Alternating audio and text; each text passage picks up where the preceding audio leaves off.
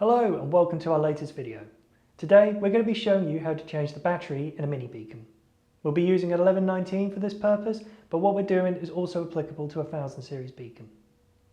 We'll also be going over some basic inspection and maintenance for the beacons.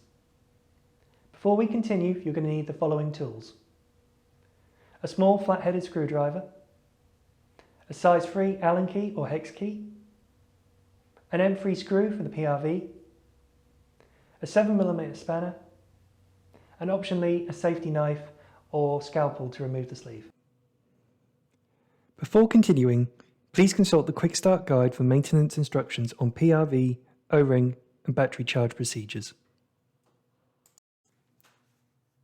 The first thing the user will have to do is remove the cage from the beacon. To do this, simply locate the two screws on the side and use the 3mm hex key to loosen off. The cage should just slide free.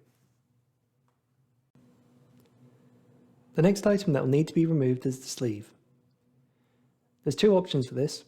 You can either pull the sleeve over the beacon, pushing it down towards the transducer end. Alternatively, you can make a small cut at the end cap and pull it apart. Note that the beacon should have a sleeve on it at all times, so if you cut it off, request a new one. With the sleeve removed, now would be a good time to talk about the PRV valve. Before continuing, it's important to vent any pressure in the beacon that may have come from the unit being used or charged. The PRV is located next to the on-off switch on the end cap.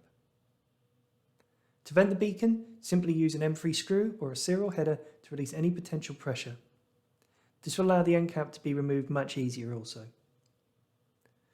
While using the PRV, it would be a good time to inspect the PRV O-rings. The PRV has two O-rings that should be inspected for damage, debris and lubrication. If damage is observed to the PRV, then it should be returned to servicing. If lubrication is required, then Parker O-Lube is recommended. It's important to remember that this is a safety feature and should be treated as such. You'll now need to remove the 4 retaining screws at each end of the beacon. There are 4 by the transducer and 4 in the end cap. These can be removed using a small flat-headed screwdriver.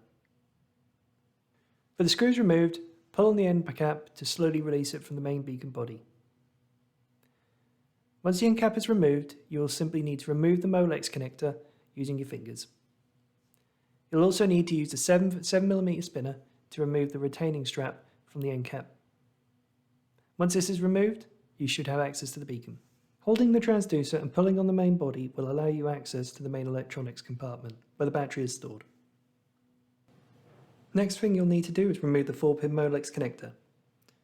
Just pull back on the back support and pull the connector off like so. The connector will just need to be fed through this hole so the battery can be removed easily.